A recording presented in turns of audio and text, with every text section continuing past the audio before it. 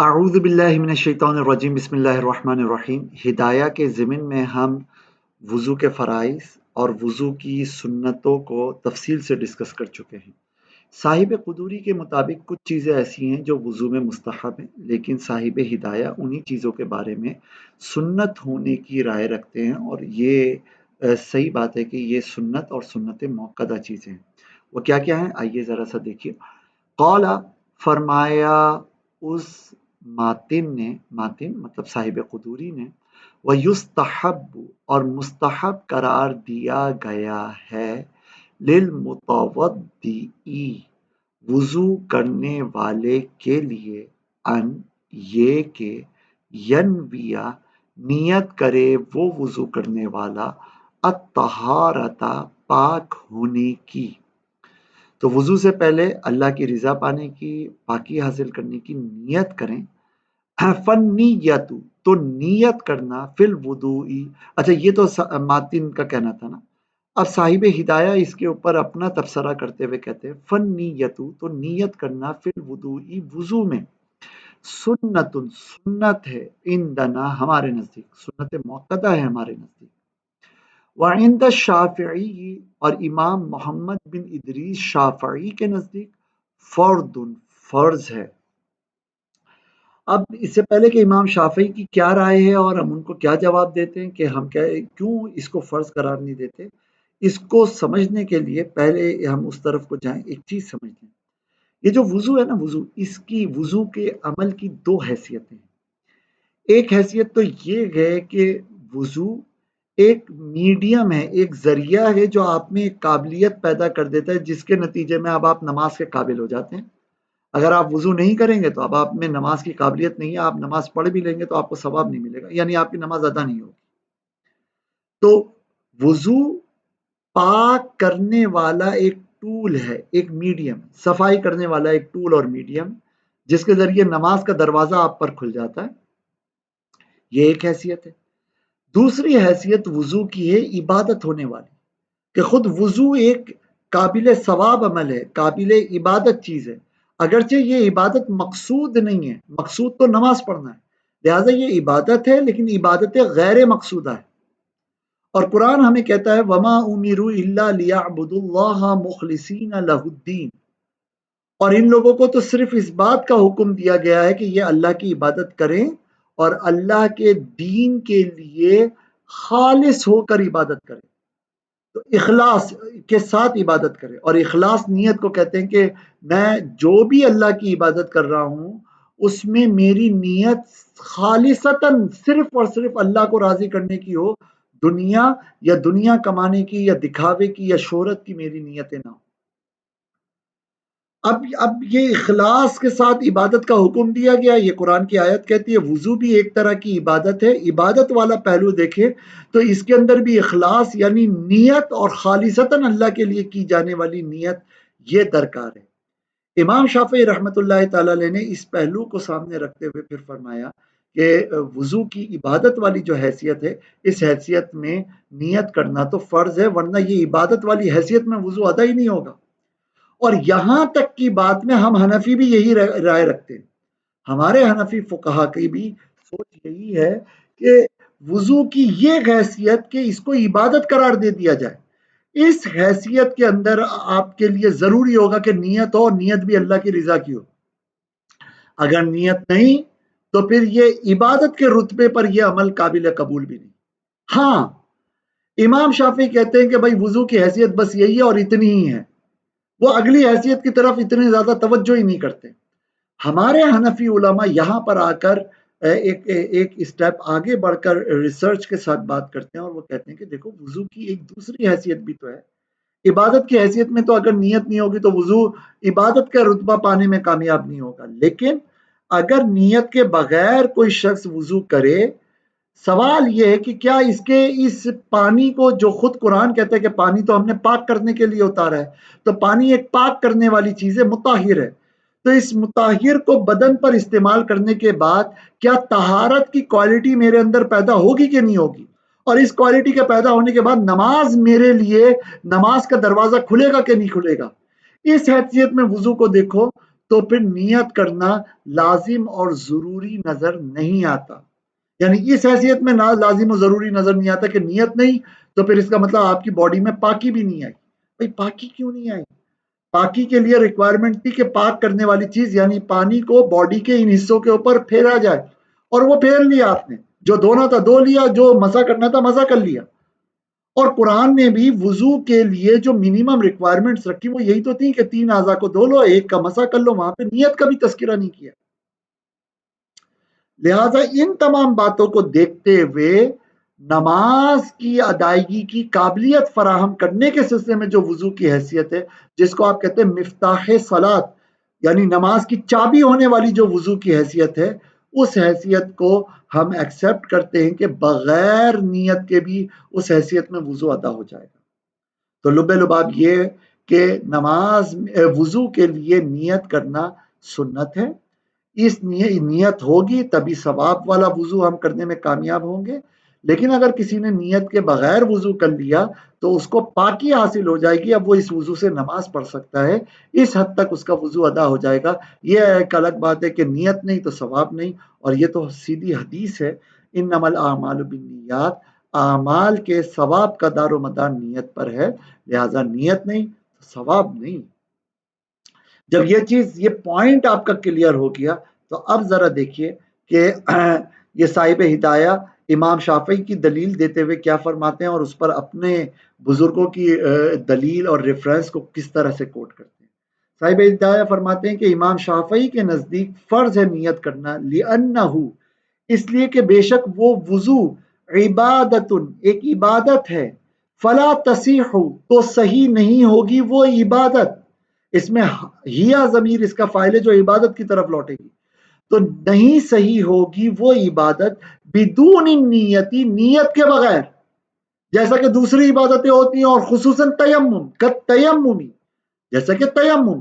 اور واقعی فقہ حنفی میں بھی حنفی بزرگوں کے نزدیک تیمم کے لیے نیت ضروری ہے. اس حیثیت میں بھی ضروری ہے کہ اگر نیت نہیں تو تیمم نہیں ادا ہوا اور اس کے ذریعے سے آپ کی نماز بھی نہیں ہوگی.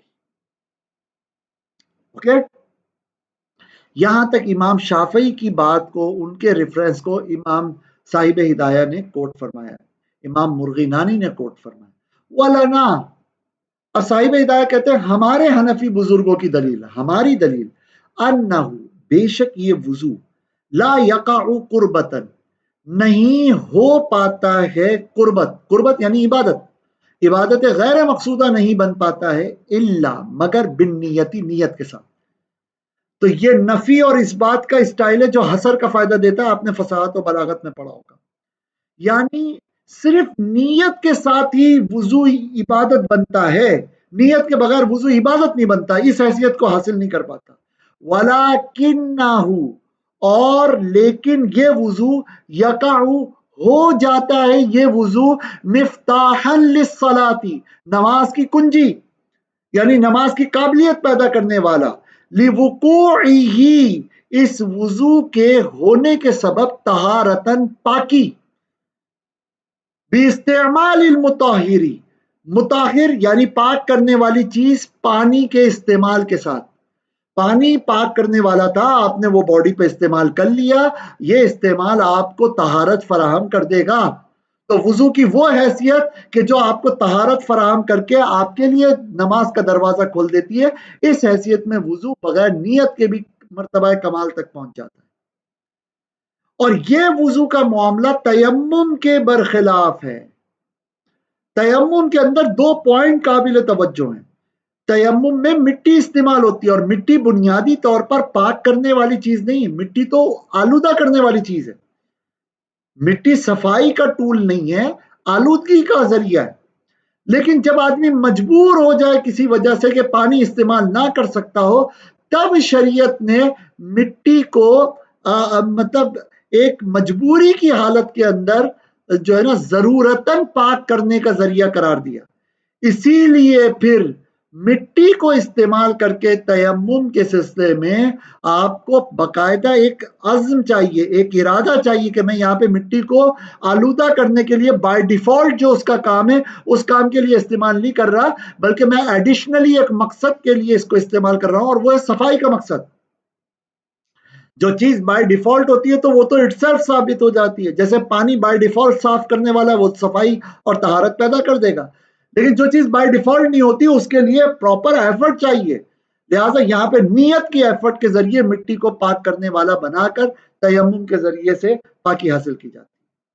اور اسی طرح لفظ تیمم پر غور کریں، یہ دوسرا پوائنٹ ہے، لفظ تیمم کا بیسک لغوی معنی ہے ارادہ کرنا، لہذا تیمم کے عمل میں شریعت نے کہیں نہ کہیں ارادے کو ایک بنیادی رکن والی، بنیادی حیثیت والی حیثیت دی ہوگی، اور وہ حیثیت یہی ہے کہ تیمم کے اندر نیت کرنا لازم و ضروری ہے، نیت نہیں تو تیمم نہیں ہوگا، نماز کی ارادے کی نیت نہیں تو اس تیمم سے نماز پڑھنا درست نہیں ہوگا۔ وہ تیمم کے چیپٹر میں تیمم کی نیتوں کے حوالے سے آپ تو تفصیل دیکھ سکتے ہیں۔ اس سارے مضمون کو دیکھیے صاحب ہدایہ نے کس طرح بیان کیا، کہتے بخلاف تیممی، تیمم کے برخلاف۔ امام شافعی جو تیمم اور وضو کو ایک دوسرے سے میچ کر رہے ہیں، نہیں، یہ دو الگ چیزیں ہیں۔ کیوں؟ لِأَنَّ التُّرَابَ، اس لیے کہ مٹی جو کہ تیمم میں استعمال ہوتی ہے، غیر مطہرین، یہ پاک کرنے والی چیز نہیں ہے، بیسکلی بائی ڈیفالٹ پاک کرنے والی چیز نہیں۔ ہاں، اب یہ پاک کرنے والی ہوتی ہے الا، یہ پاک کرنے والی ہوتی ہے۔ اب دیکھو، اللہ سے پہلے جو چیز نفی میں آئے گی وہ چیز اللہ کے بعد اس بات میں آئے گی، تو مطہر کی نفی تھی غیر کے ذریعے سے، تو ابھی اسی کا اس بات ہو جائے گا، مگر مٹی پاک کرنے والی ہوتی ہے فی حال ارادت الصلاۃ، الٹا ترجمہ لائیں، نماز کے ارادے کی حالت میں، لہذا آپ اپنی ایفرٹ کے ذریعے سے اس کو پاک کرنے والا بناتے ہیں۔ او یا پھر دوسرا پوائنٹ تیمم کے وضو سے مختلف ہونے کے سلسلے میں دیکھیے، او یا پھر ہوا، یہ لفظ تیمم ینبئ خبر دیتا ہے عن القصد، ارادے کی، کیونکہ تیمم کا لغوی معنی قصد و ارادہ ہے، لہذا تیمم کے شرعی عمل کے اندر بھی قصد و ارادے کو بنیادی حیثیت دے دی جائے گی۔ آگے کہتے ہیں وَيَسْتَوْعِبَ رَأْسَهُ بِالْمَسْحِ، صاحب قدوری فرماتے ہیں کہ مستحب قرار دیا گیا ہے کہ گھیرے وہ آدمی اس آدمی کے سر کو مسح کرنے کے ساتھ، یعنی پورے سر کا مسح کرے، وہ سنتن، اور یہ سنت ہے۔ اب وہ یہ صاحب قدوری کے نزدیک یہ مستحب ہے، لیکن مستحب کا درجہ سنت والا، یعنی یہ سنت ہے، سنت موقدہ ہے کہ پورے سر کا مسح کیا جائے۔ قال الشافعی، فرمایا شافعی نے۔ اب دیکھیں یہاں پہ اب سمجھیں، ہم حنفیوں کی اور امام شافعی کی یہاں پہ ایک تھوڑی سی چیز مختلف ہے۔ امام شافعی بھی فرماتے ہیں کہ پورے سر کا مسح کرنا سنت ہے، ہم حنفی بھی کہتے ہیں پورے سر کا مسح کرنا سنت ہے، لیکن ہم حنفیوں کا کہنا یہ ہے کہ پورے سر کا ایک ہی مرتبہ مسح کرنا یہ سنت ہے۔ امام شافعی، اچھا، اور ہم حنفی کہتے ہیں کہ چلو اگر کسی کا دل چاہ رہا ہے 3 مرتبہ مسح کرنے کا، تو ایک مرتبہ جو پانی اس نے مسح کرنے کے لیے لیا اس سے ایک مرتبہ مسح کرے، پھر الگ سے نیا پانی نہ لے، اسی سے دوسری مرتبہ کر لے، اسی ہاتھ سے تیسری مرتبہ بھی سر کا مسح کر لے، تو ایک ہی پانی سے 3 مرتبہ سر کا مسح کوئی کرنا چاہے تو کر لے، یہ جائز ہے، اس کی کوئی شرعی حیثیت بن سکتی ہے، کیونکہ کچھ روایتوں کے ریفرنس اور تعویلات کے ساتھ ان روایتوں کو اس کے لیے ہم کوٹ کر سکتے ہیں، تو یہ مشروع ہے، شریعت میں اس کی اجازت ہے۔ لیکن یوں نہیں ہو سکتا کہ ہم حنفیوں کے مطابق کہ آپ ایک مرتبہ تازہ پانی لیں اور سر کا مسح کریں، پھر دوسری مرتبہ تازہ پانی لیں پھر سر کا مسح کریں، پھر تیسری مرتبہ تازہ پانی لیں پھر سر کا مسح کریں۔ کیوں؟ کیونکہ وجہ یہ ہے کہ دھونے کی کم سے کم لیول یہ ہے دھونے کا کہ 2 قطرے پانی بہ جائے۔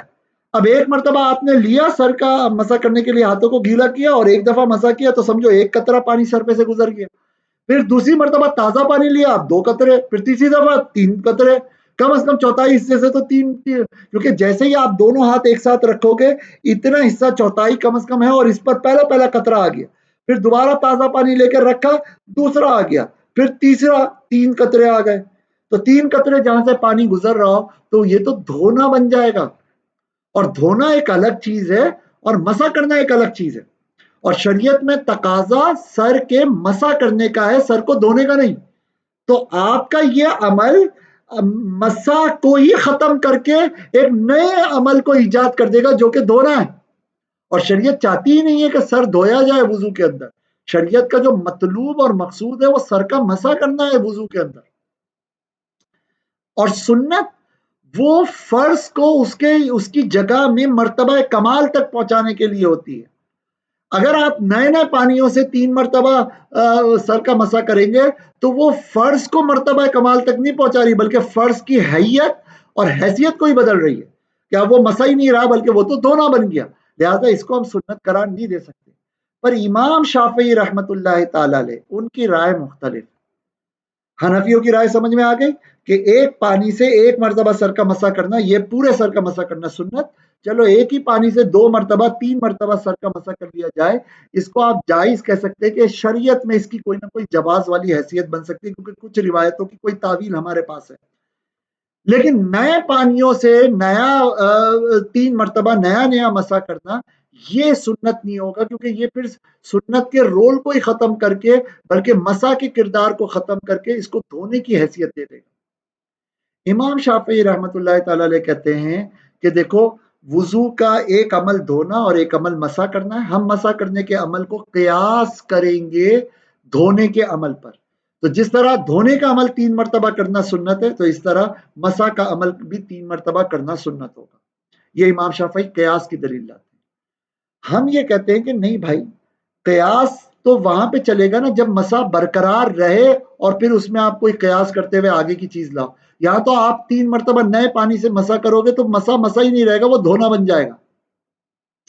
اوکے، اس لیے پھر ہم اس کو سنت قرار نہیں دے سکیں گے، یہ قیاس کرنا غلط ہوگا۔ اوکے، چنانچہ اس سارے مضمون کو صاحب ہدایہ نے کس انداز سے ڈیلیور کیا؟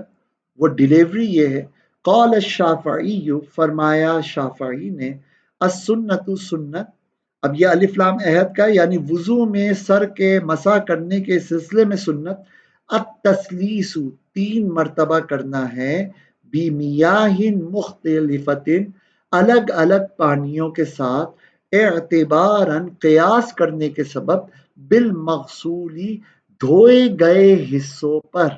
تو بدن کے وہ اعضاء جو وضو میں دھلتے ہیں وہ 3 مرتبہ دھلتے ہیں، تو وہ عضو جو مسح کیا جائے گا ممسو بنے گا اس کو بھی 3 مرتبہ مسح کیا جائے گا۔ ولنا، امام شافعی کے قیاس کے مقابلے میں ہماری دلیل نص ہے، اور جب کوئی قیاس نص کے مقابلے میں آ جاتا ہے، قرآن حدیث کے مقابلے میں آ جاتا ہے، تو وہ قیاس رد کر دیا جاتا ہے، لہٰذا ان کا کہ یہ قیاس ریجیکٹڈ ہے، رد کر دیا گیا ہے۔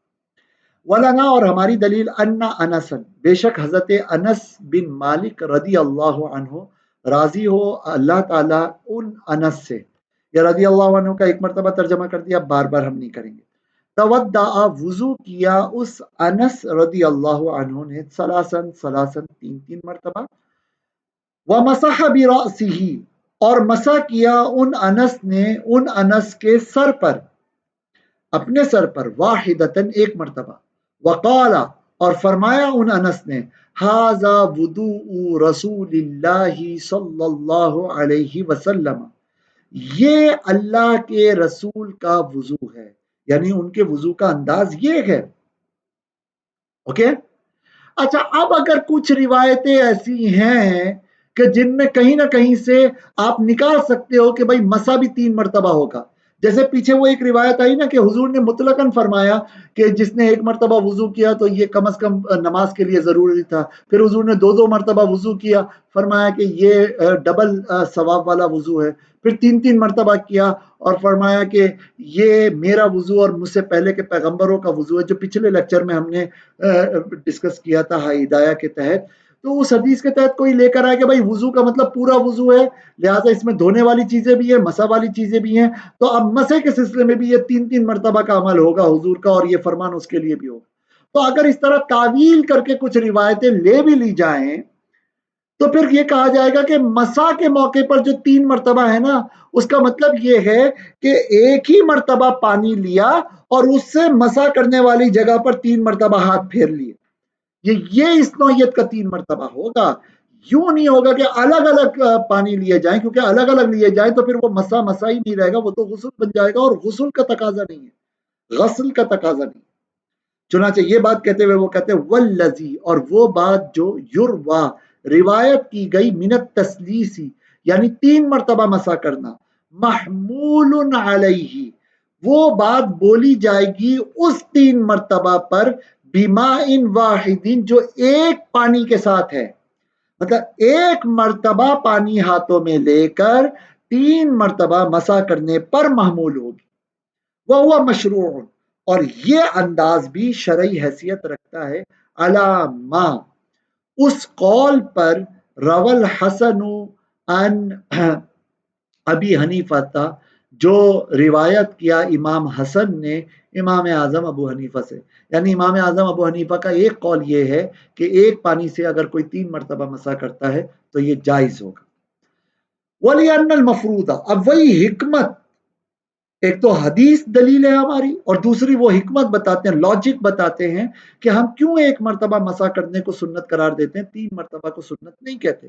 کہتے ہیں وَلِأَنَّ الْمَفْرُوضَ، اس لیے کہ بے شک وہ جو فرض کیا گیا ہے، هو المسح وہ صرف مسح ہے، وبالتکراری اور اس مسح کے عمل کو بار بار کرنے کے سبب، یسیر ہو جائے گا یہ عمل غسلن دھونا، فلا یکون مسنونا تو نہیں رہے گا یہ عمل سنت، کیونکہ سنت تو فرض کی تکمیل کے لیے ہوتی ہے، نہ کہ فرض کی حیثیت کو بدلنے کے لیے ہوتی ہے۔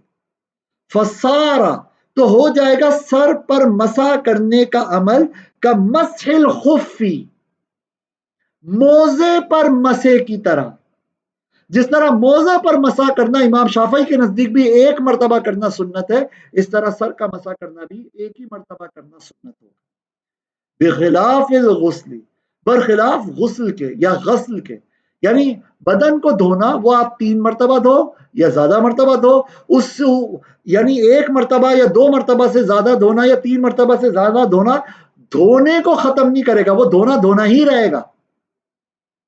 اوکے، لِأَنَّهُ اس لیے کہ بے شک یہ دھونا لا یدر نہیں نقصان دیتا ہے، ہو اس دھونے کو، التکرارو بار بار کرنا، تو دھونے کا عمل بار بار کرنے سے دھونے کا عمل بدل کر کچھ اور نہیں بنے گا، لیکن مسے کا عمل بار بار کرنے سے وہ غسل بن جائے گا، دھونے کی طرح کا عمل بن جائے گا۔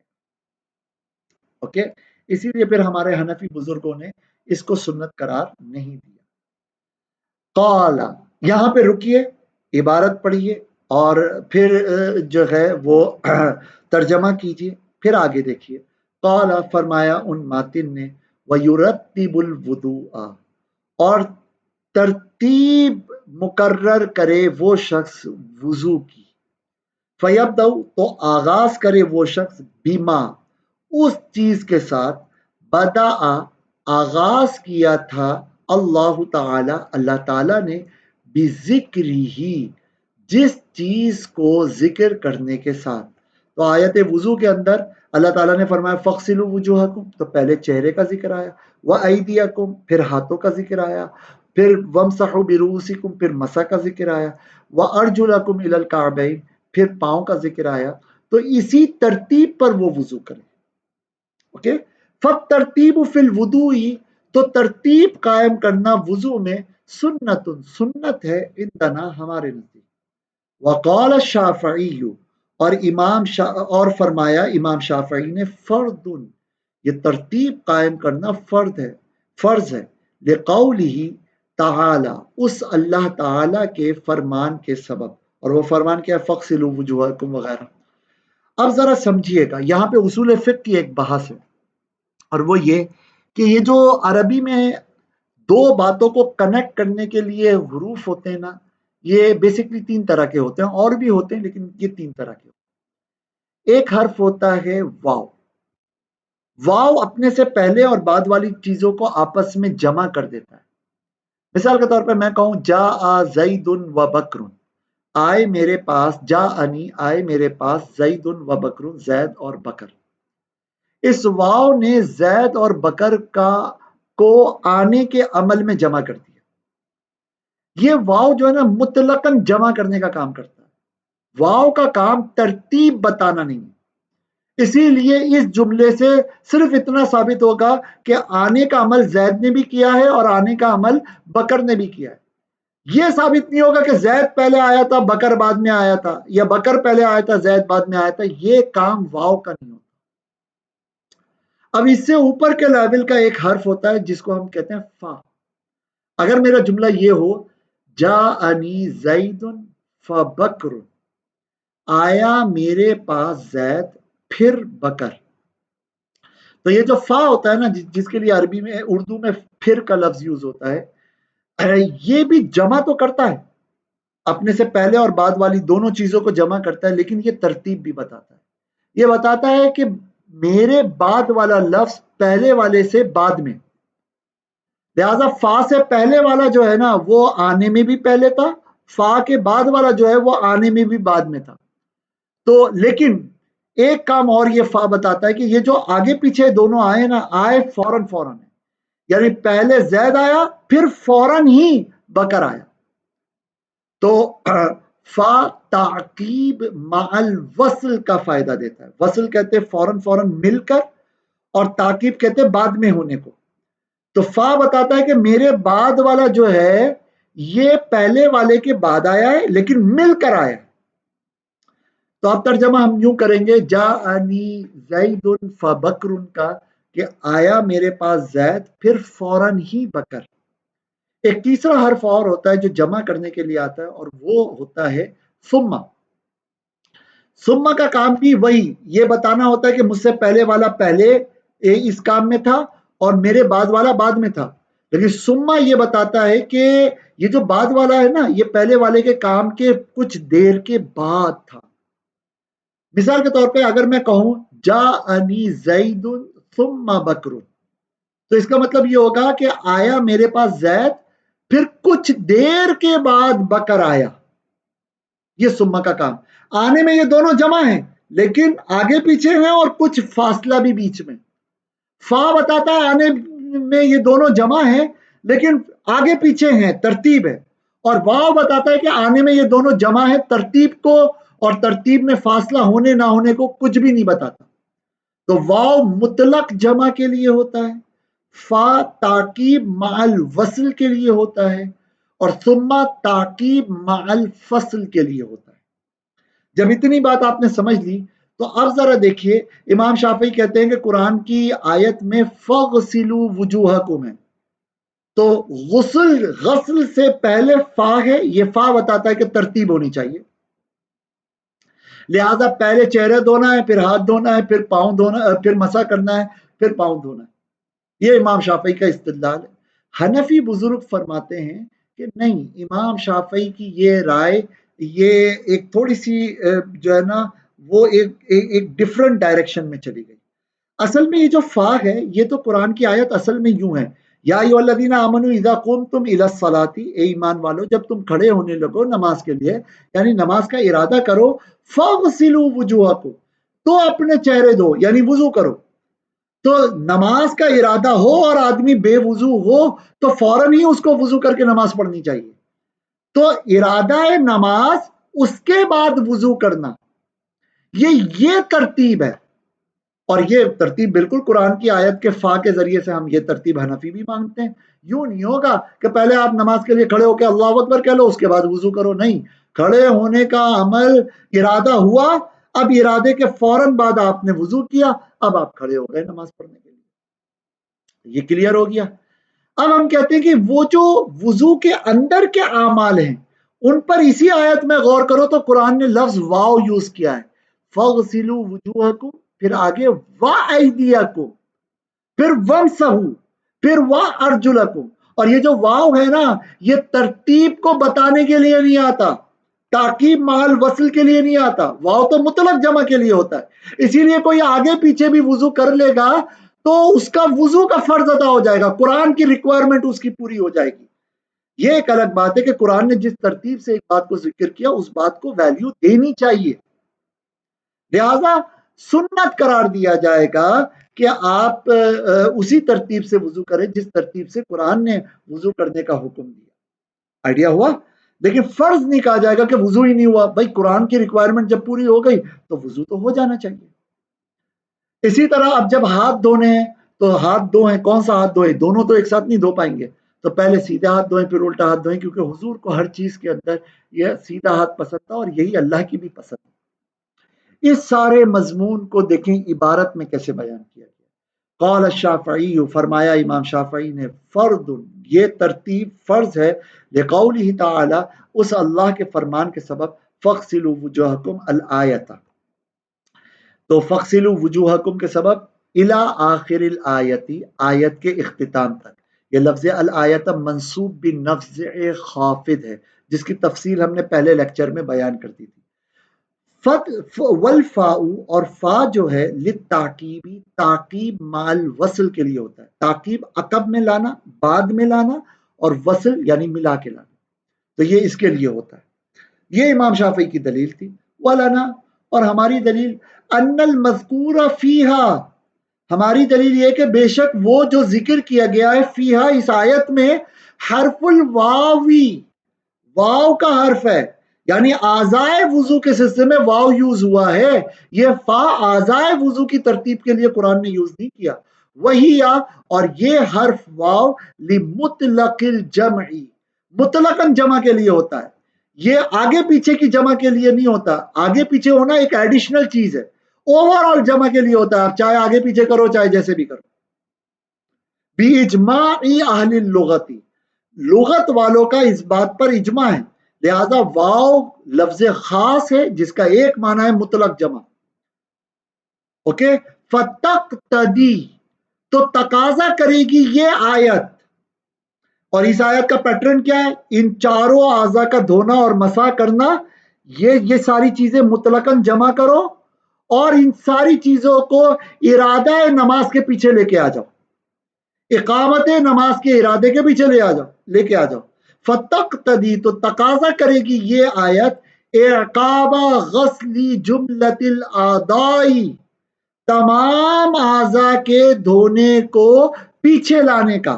پیچھے لانے کا مطلب وہی کیا, اذا اردتم قیام الصلاۃ, جب تو اذا قمتم کا مطلب ہے کہ جب تم ارادہ کرو نماز کے لیے کھڑا ہونے کا, تم کھڑے ہونے لگو نماز کے لیے, تو پھر اس ارادے کے فوراً بعد پیچھے لے کر آؤ ان تمام چیزوں کو دھونا, یعنی وضو کرنا. تو فا کا تعلق پیچھے سے ہے, فا کا تعلق اعضائے وضو کے اندر ترتیب سے نہیں ہے. آگے پھر کہتے ہیں والبداءۃ بالمیامن فضیلۃ, آغاز کرنا سیدھی جانبوں سے ایک فضیلت والی بات ہے, ایک ویلیویبل بات ہے. لقولہ, ان نبی کے فرمان کے سبب, ان اللہ, بے شک اللہ تعالی, یحب, پسند فرماتا ہے وہ اللہ, التیامن, سیدھی جانب کو, فی کل شیء, ہر چیز میں, ہر عمل میں, حتی التناعل, یہاں تک کہ چپل پہننے میں, والترجل, اور کنگھی کرنے میں. تو چھوٹے چھوٹے کام بھی ہوں تو پہلے سیدھی جانب, کنگھی کرنی ہے تو پہلے سیدھی طرف کنگھی کرو پھر الٹی طرف, یہاں مونچھوں میں بھی پہلے سیدھی طرف پھر الٹی طرف, داڑھی میں بھی پہلے سیدھی طرف کنگھی کریں پھر الٹی طرف. آپ کو ویڈیو میں ذرا سا عکس نظر آ رہا ہوگا, لیکن سیدھی میری یہ جانب ہے اور الٹی میری یہ جانب ہے. امید ہے کلیئر ہو گیا ہوگا.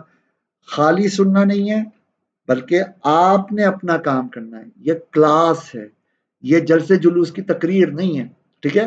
تو بیچ بیچ میں موقع بہ موقع رکیں, عبارت کو دہرائیں, آواز سے ترجمہ کریں, پھر بغیر اعراب والی عبارت کی کتاب کو اٹھائیں, پی ڈی ایف اٹھانے, اس میں دیکھیں ترجمہ.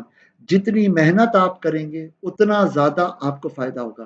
میں آپ کو ایک ٹارگٹ دوں, میرے تمام طلبہ کے لیے ٹارگٹ یہ ہے کہ اللہ کے واسطے آپ اپنے اور کتاب کے درمیان سے استاد کا واسطہ ختم کر دیں اور اس کے لیے محنت کریں. اصل میں عالم وہ ہوتا ہے کہ جو کتاب سے مسئلہ نکال سکے. جو شخص زندگی بھر استاد کے لیکچر اور تقریروں کا ہی محتاج رہے نا, وہ عالم نہیں بنتا. سمجھ رہے ہیں؟ تو استاد کا ادب احترام اپنی جگہ, استاد سے کنیکشن اپنی جگہ, یہ ہونا چاہیے. لیکن یہ نہیں ہونا چاہیے کہ بس اب استاد کی بیساکھی کے محتاج ہو گئے, ویڈیو ریکارڈ ہو کے مل گئی تو کل کبھی بھی ضرورت پڑے گی تو ہم نکالیں گے اور اس ویڈیو میں دیکھ کر پھر آگے بتائیں گے. نہیں, آپ کو ہدایہ پر گرپ حاصل ہو, اور اس کے لیے ڈے ون سے آپ محنت کرو گے تو کر پاؤ. اور پھر وہی یاد ہے آپ کو کہ ہم نے ایک کہانی ڈسکس کی تھی، اور وہ کہانی یہ تھی کہ ایک گاؤں میں ایک بیل کو 10 سال کے بچہ 2 سال کا 2 دانت کا بیل کندھے پہ اٹھائے اور پورے کھیت کا چکر لگائے، دیکھنے والے بڑے حیران۔ تو اب وہ اس بچے کے والد نے عقدہ کھولا اور راز بتایا کہ اصل میں جب ہمارا بیٹا 8 سال کا تھا تو ہماری گائے کے یہاں گائے کا بچہ ہوا، بیل پیدا ہوا، گائے کا بچہ پیدا ہوا۔ اس بچے کو پتہ نہیں کیا آیا، اس نے اس گائے کے بچے کے دونوں پاؤں اٹھائے، اپنے کندھے پہ رکھے اور پورے کھیت کا چکر لگا کے آیا۔ تو اب وہ روزانہ ہمارا بچہ یہی کرنے لگا، اسی طرح کھیلنے لگا۔ انسان کا بچہ انسان کی رفتار سے بڑا ہوتا رہا، وہ 8 سال کے بعد، 2 سال کے بعد 10 سال کا بچہ ہی رہا۔ لیکن گائے کا بچہ بیل کی رفتار سے بڑا ہوا، وہ 2 سال کے بعد پورا بیل بن گیا، 2 دانت کا بیل، لہذا اس کا حجم اور سائز۔ لیکن بیل اگرچہ اپنی رفتار سے بڑا ہو رہا تھا، پر روزانہ کی بنیاد پر یہ بچہ اس کو ڈیل کر رہا تھا، تو اللہ تعالیٰ نے اس بچے میں یہ پاور پیدا کر لی کہ وہ اس وزن کو اٹھا سکے۔ بلا تمثیل سمجھیے گا، یہ کتاب بھی اسی طرح ہے، کہنے کو 1 سبق 2 سبق 3 سبق ہوئے، لیکن یہ بہت تیزی سے آگے بڑھتی چلی جائے گی اور مضامین کثیر ہوتے رہیں گے۔ روزانہ کی بنیاد پر آپ اس کتاب کو ڈیل کریں گے، اس سے شغف رکھیں گے، اس کی شروحات پڑھیں گے، آپ پڑھ کر اس کی قابلیت بیدار کریں گے کہ ڈائریکٹ کتاب سے آپ استفادہ کر سکیں۔ کچھ دنوں کے بعد یہ کتاب آپ کے دل دماغ میں داخل ہو جائے گی، یہ کتاب آپ سے باتیں کرے گی، آپ کو مزہ آئے گا۔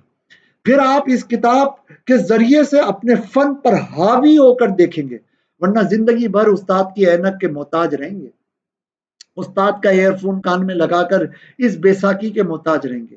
خود کے قدموں پہ کھڑے ہوں، اپنی عقل، اپنے شعور، اپنے دل، اپنے دماغ جو اللہ کی دیوی نعمتیں ہیں، استاد کے بتائے ہوئے طریقے کے مطابق ہی، استاد کے پیچھے پیچھے، لیکن علم کی راہوں پر اپنے قدموں پر کھڑے ہو کر چلیے۔